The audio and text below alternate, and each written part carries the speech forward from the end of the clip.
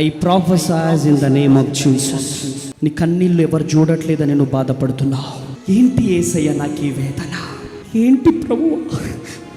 నీ కన్నీళ్లను నా దేవుడు చూస్తున్నాడు. దేవుని ప్రతినిధిగా ప్రవచిస్తున్నాను. కోల్పోయిన దీవెనలు నువ్వు పొందుకొనుదువుగాక.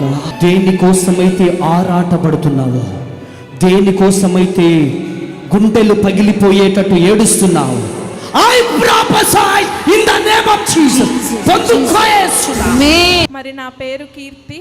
ఒక రోజు ఇక్కడ అమ్మ తేజ మినిస్ట్రీస్ వాళ్ళు వచ్చి కూటం పెడుతున్నారని చెప్పేసి తెలిసినప్పుడు ఆ రోజు నా మైండ్ ఎంతో గలిబిలి అయిపోయింది. నేను ఎట్లయినా అక్కడికి వెళ్ళాలి అని చెప్పేసి ఇక్కడే ఇదే కళ్యాణ మండపంలో ఇటు సైడ్ రోలో ఇదే థర్డ్ రోలో నేను గ్రీన్ కలర్ డ్రెస్ వేసుకొని కూర్చొని ఉన్నాను. దైవ సేవకులకు నా యొద్దకు వచ్చారు. నేను చాలా విలపిస్తున్నాను, చాలా ఆవేదనతో ఉన్నాను, ఎవరికి చెప్పుకోలేని బాధ. దేవునితో నేను మరి నువ్వు ఈరోజు నాతో మాట్లాడాలయ్యా, నాకేమీ తోచట్లేదు, నా జీవితం ఎటు వెళ్తుంది, ఈసారైనా నేను ఆ ఎగ్జామ్ క్రాక్ చేస్తానా లేదా అని ప్రేయర్ చేసుకుంటూ ఉన్నాను. దైవ సేవకులు నా దగ్గరికి వచ్చి నుంచొని నిలబెట్టి కేవలం దేవుడే మాట్లాడాడని నేను ఇప్పుడు కూడా రూఢిగా చెప్తున్నాను. అది దైవ సేవకుని చెయ్యి, కానీ అది దేవుడే నా మీద చెయ్యి ఉంచి గొప్ప ప్రాఫెసీని రిలీజ్ చేశాడు.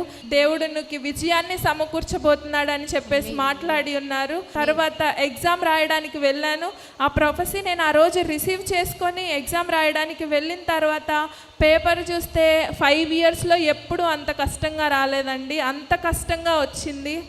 కానీ my hope is in Jesus. దేవుని అందే నేను నిరీక్షణ ఉంచి ఉన్నాను కాబట్టి ఆయన యందు విశ్వాసం ఉంచి నా రిజల్ట్ వచ్చింది. గొప్పగా 2 లక్షల మంది రాస్తే 10,000 ర్యాంక్ వచ్చిందండి నాకు.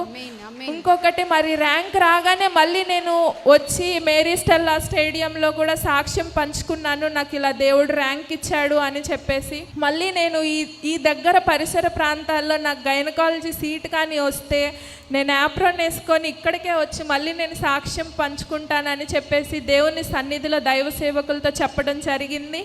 మరి నాకు అసలు లాస్ట్ ఇయర్ అయితే నా ర్యాంక్స్కి మధ్యప్రదేశ్, జమ్మూ కాశ్మీర్ ఆ ప్రదేశాల్లో రావాల్సింది. బట్ బై గాడ్స్ గ్రేస్ నాకు సెకండ్ కౌన్సిలింగ్లో Siddhartha medical college Vijayawada PG gynaecology వచ్చింది.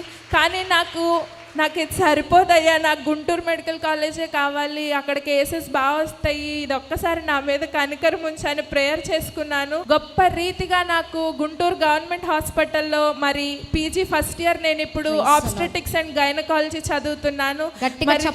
ఇలాంటి గొప్ప సాక్ష్యం దేవుడు నాకు ఇచ్చినందుకు ఆయనకు ఎంతో రుణపడి ఉన్నాను.